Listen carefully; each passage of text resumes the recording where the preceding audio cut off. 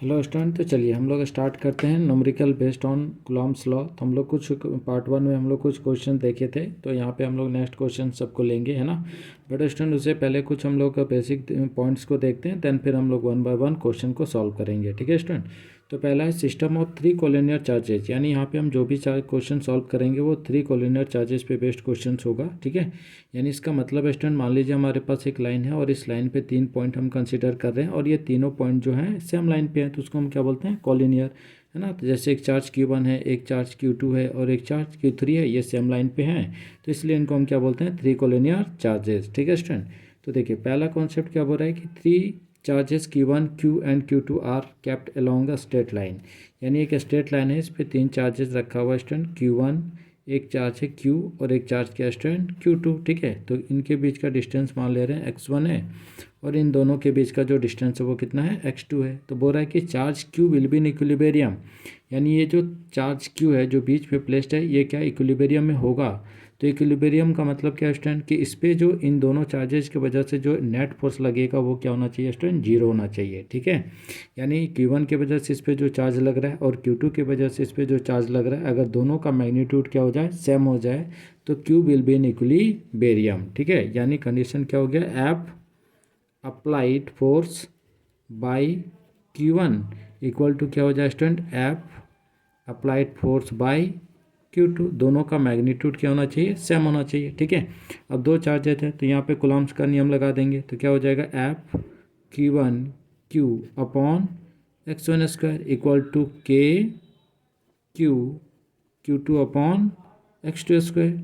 ठीक है स्टूडेंट, तो के क्यू कट जाएगा, तो हमको क्या मिलेगा स्टूडेंट, देखिए Q1 upon x1 square equal to Q2 upon x2 square. ठीक है, तो Q1 अपॉन Q2 क्या हो जाएगा, x1 square upon x2 square. It means again हम लोग निकाल सकते हैं Q1 upon Q2 equal to x1 upon x2 का होल स्क्वायर। Clear student.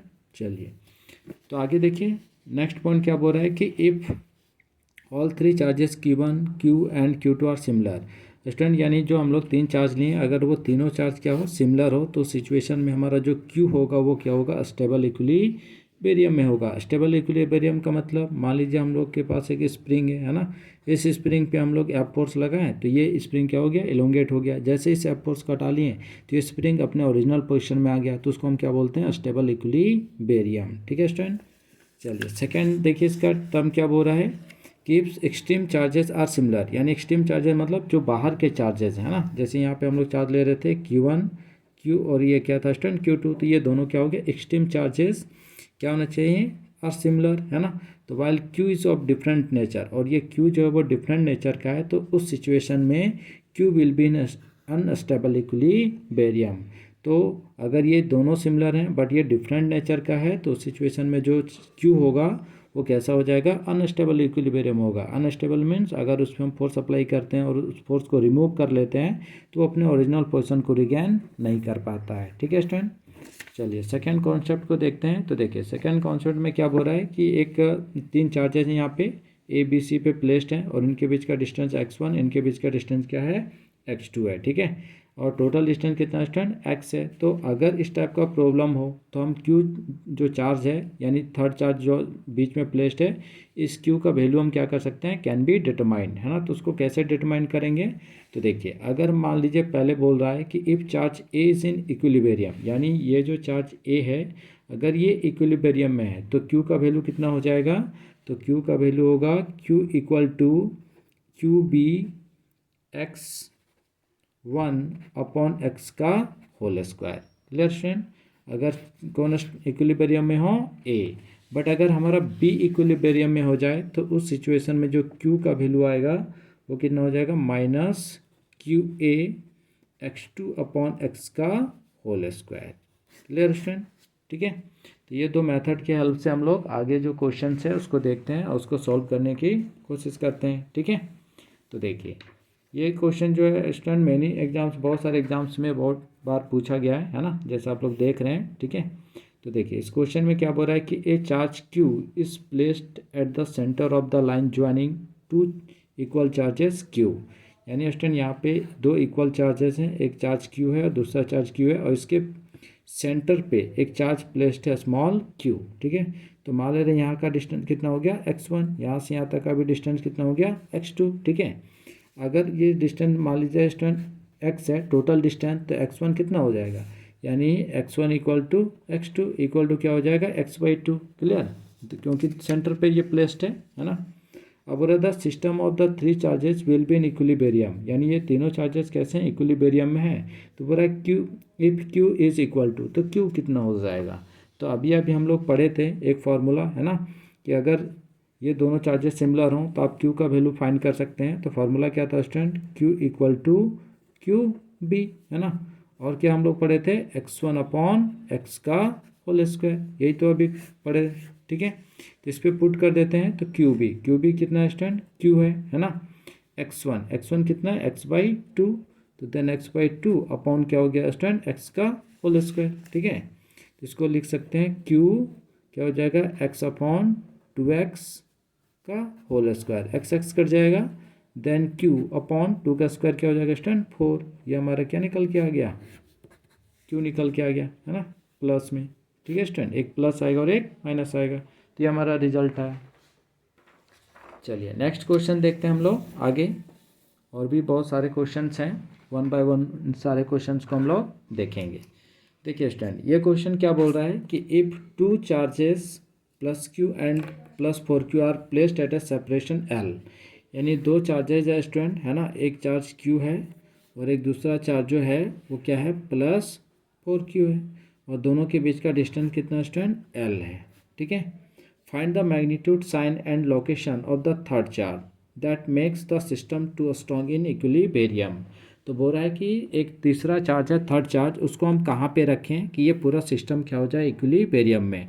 अब इक्विलिब्रियम का मतलब तो समझ में आ रहा है, अपनेट जीरो होना चाहिए, है ना।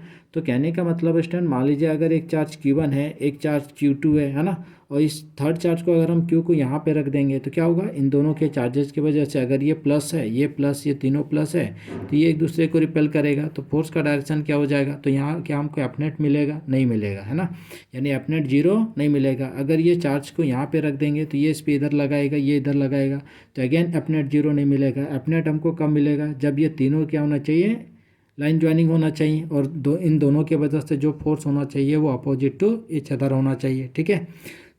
तो हम लोग क्या करते हैं उस टाइम, जो थर्ड चार्ज है वो थर्ड चार्ज को इन दोनों चार्जेस के बीच में कहीं प्लेस्ड कर देते हैं, कहीं भी, है ना। मान लेते हैं यहाँ पे प्लेस्ड कर दिए। अब देखिए ये प्लस क्यू, ठीक है स्टूडेंट, ये भी प्लस, तो प्लस प्लस क्या करेगा, रिपेल करेगा किधर, इस डायरेक्शन में। अब ये प्लस 4q और ये प्लस क्यू, तो ये इस पर फोर्स अप्लाई करेगा, रिपेल करेगा, मतलब अपोजिट डायरेक्शन। अब देखिए दोनों फोर्सेस क्या हो गए, अपोजिट हो गए, ठीक है। तो अब अपोजिट हो गए, इसका मतलब है कि ये अपनेट क्या हो सकता है, जीरो हो सकता है, यानी ये क्यू को इन दोनों के बीच कहीं एक पॉइंट होगा जहाँ पे रखेंगे तो अपनेट क्या हो जाएगा, जीरो हो जाएगा, ठीक है स्टूडेंट, क्लियर है। चलिए तो इसको सॉल्व करते हैं। तो मान ले रहे हैं यहाँ से यहाँ तक का जो डिस्टेंस है वो कितना है, x है, ठीक है। तो ये डिस्टेंस कितना हो जाएगा स्टूडेंट, L माइनस एक्स हो जाएगा, क्लियर।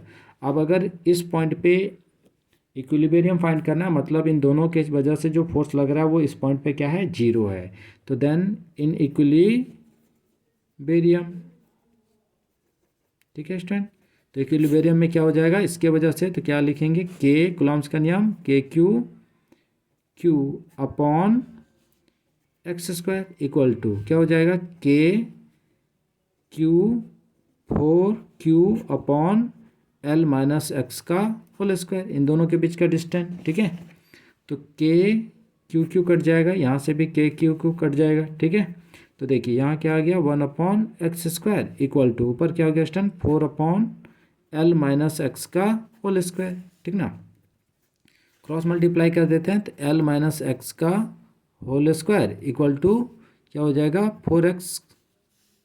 4x स्क्वायर, ठीक है। तो L माइनस एक्स का होल स्क्वायर, इसको लिख सकते हैं हम लोग 2x का होल स्क्वायर, ठीक है। तो रूट अंडर अगर इसको रूट लगा देंगे तो क्या हो जाएगा स्टूडेंट, L माइनस एक्स, और यहाँ से क्या मिलेगा 2x, ठीक है। तो देखिए L इक्वल टू, इसको उठा के ले जाएंगे तो देन 2x प्लस एक्स, है ना। चलिए तो देखिए L equal to 2x plus x क्या हो जाएगा 3x, तो x निकाल लेते हैं तो L/3 आ जाएगा, है ना। यानी x जो निकल के आया मतलब ये वाला, तो +q चार्ज से कितना डिस्टेंस पे रखें, L/3 डिस्टेंस पे, ठीक है। तो फ्रॉम कहाँ से, तो फ्रॉम +q से, अगर हम +q चार्ज से L/3 डिस्टेंस पे अगर हम इस चार्ज को प्लेस्ड कर देते हैं तो इस पॉइंट पे ये इस पे जो लगने वाला एफनेट होगा स्टूडेंट वो क्या हो जाएगा, 0 हो जाएगा, ठीक है। चलिए इसी से रिलेटेड सिमिलर क्वेश्चन ले लेते हैं ताकि फिर से एक बार रिवाइज हो जाए। देखिए 2 fixed point charges +4e and +e units are separated by distance a। बोल रहा है स्टूडेंट कि अगर 2 चार्जेज हैं यहाँ पे, एक +4e है और एक जो चार्ज है वो क्या है, +e है, ठीक है। और दोनों के बीच का डिस्टेंस कितना स्टूडेंट, a है। By distance a where should be a third point charge be placed so that is in equilibrium.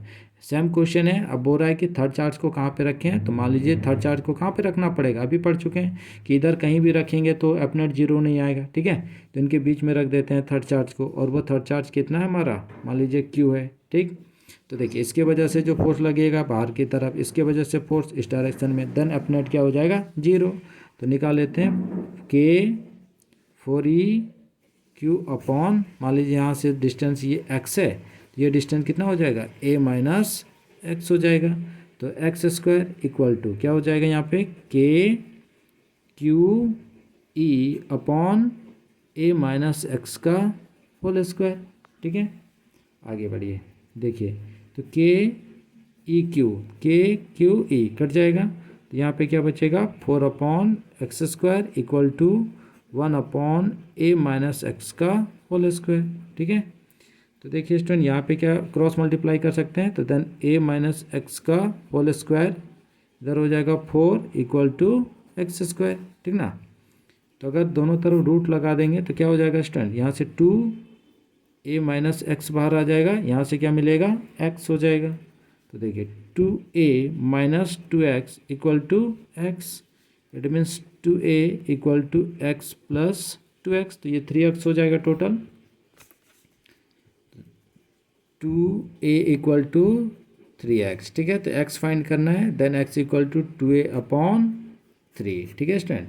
तो x कितना निकल गया, 2a/3, तो कहाँ से निकल गया, तो +4e से, तो लिख देंगे यहाँ पे फ्रॉम +4e, यानी +4e चार्ज से हम 2a/3 डिस्टेंस पे रख देंगे, तो उस पॉइंट पे थर्ड चार्ज पे जो भी फोर्स लगेगा वो एफनेट क्या हो जाएगा स्टूडेंट, हमारा 0 हो जाएगा, ठीक है। चलिए नेक्स्ट एक क्वेश्चन और लेते हैं, सिमिलर टाइप का ही क्वेश्चन है। बोल रहा है 3 charges +2q + q and q are placed on a straight line,